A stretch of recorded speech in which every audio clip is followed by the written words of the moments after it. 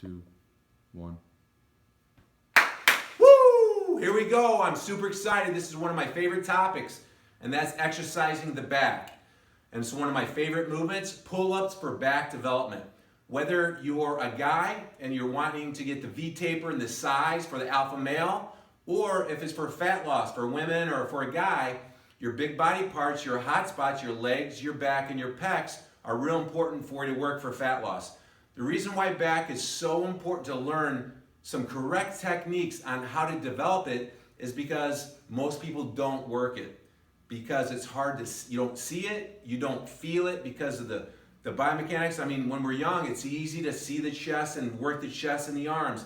The muscles on the backside get neglected, and that's not good. In today's technological age, the tech neck and leaning forward and rounding forward, and if we're working our chest, it's a bad situation. So we want to work the back. It's the hardest one to work. It was my hardest one to work when I started my career of competing in physique development in '89 after my football career.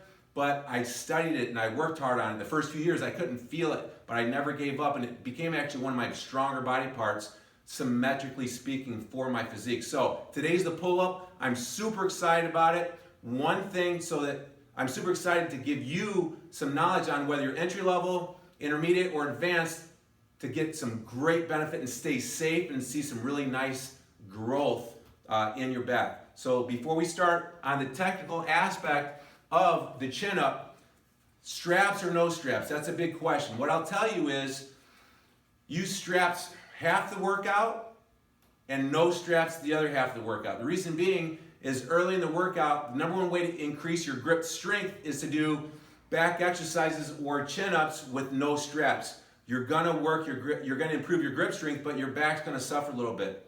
So whether you work 2 weeks in a row with straps and then 2 weeks in a row without, or the first half of your exercise routine without, and then the last half with, it doesn't matter, but both are good. Vary it up. You got the good old-fashioned hand straps like this. These are the ones I prefer. They work really well once you learn how to put them on, but if you're new to it, it's hard to finagle it by yourself, or the new Versa grips where it's really easy to put them on by yourself. It doesn't matter. So straps work, but don't use them all the time. So let's get started on the chin up. We got a bar up here. If you have a bar, look around your gym, your garage, just look around for something that you can hang from that's going to support your weight.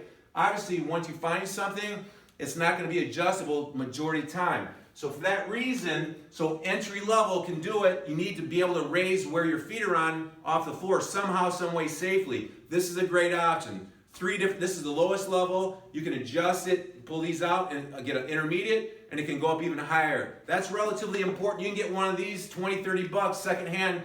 Just look around on the internet. Shouldn't be hard to find it. It's really important for you to optimize what you're going to get out of this exercise. So here we go. Let's go entry level. Let's say someone who doesn't have a lot of experience or a lot of back strength. How wide do I put my hands? I would say early in my career, and some people who don't have a lot of experience think we're told the wider your grip, the wider your lats are going to get hit. But that's not true. There's a point of no return.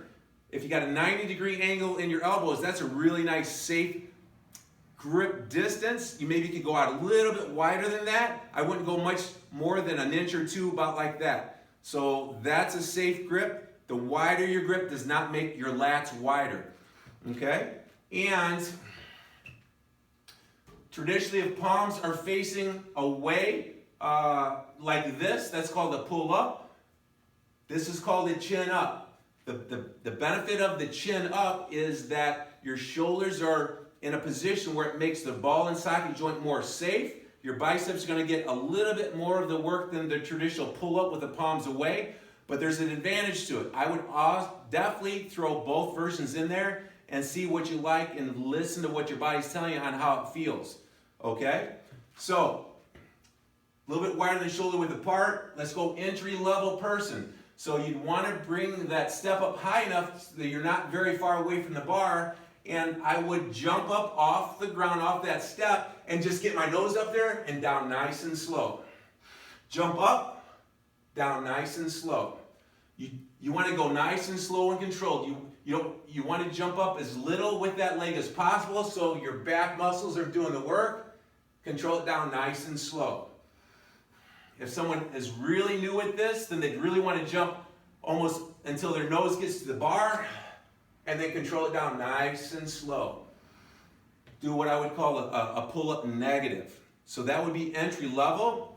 Now, almost all back exercises, whether it's a seated row or a pull down with a machine, the body posture is very important. So in the bottom position, it's very important to get a 2 to 3 second hang/stretch to really start to open this up, this lat muscle off the scapula. The negative and the 2 second stretch is as important as the positive and the squeeze as you're coming up on the chin up. So looking straight ahead, pause for 2 seconds, get a nice stretch. Eyes up to the ceiling. First, it starts to open the chest up, big breath in.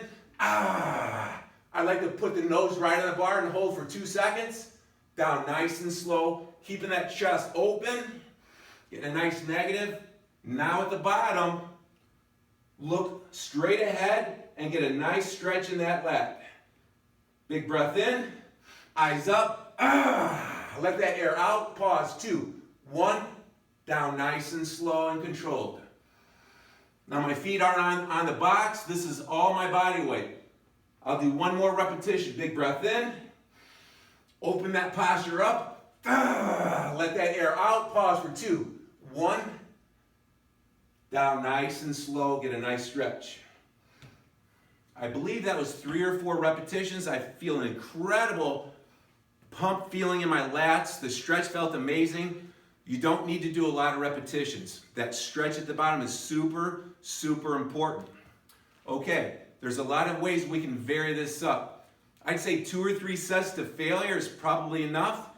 Slow, controlled movement. The majority of my exercises is slow go. It's a 3 second positive, a 1 or 2 second hold, isometric squeeze, and a nice slow 3 second negative.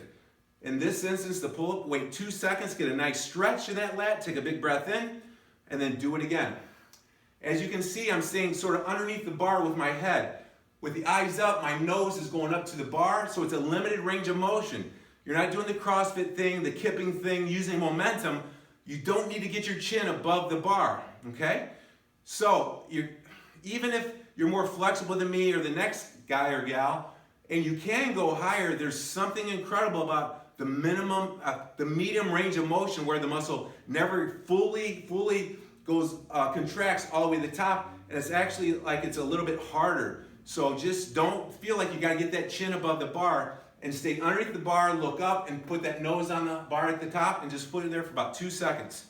And then nice stretch down. So, if you have the ability, it depends what gym you're working at, or if you're outside on the playground, if you can vary up the grip and you got little handles this way, that's a fantastic alteration that's gonna feel different. And obviously this way here, like we said earlier, that's the chin up exercise. That's gonna be a really nice different feeling. Work the biceps a little bit better, but probably keep the shoulders a little bit safer so there's less chance of the ball and socket joint getting a little bit of a strain. And let's see. So one other option that I wanted to talk about is when you're done, come down. I couldn't maybe do 1 or 2 more sets, repetitions, but when the form starts to break, that's a time to end it slow and safe. Get down, shake those arms out, maybe give a nice stretch this way for 5 seconds, this way, and then on the other side, just loosen your hands up, get a little feeling back in them, and then an ending technique on the set that I was doing earlier would be keep that head straight, and just bring the top of the head and pause 2, 1, so it's less range of motion, and it just feels a little different. Hold it for 2, 1.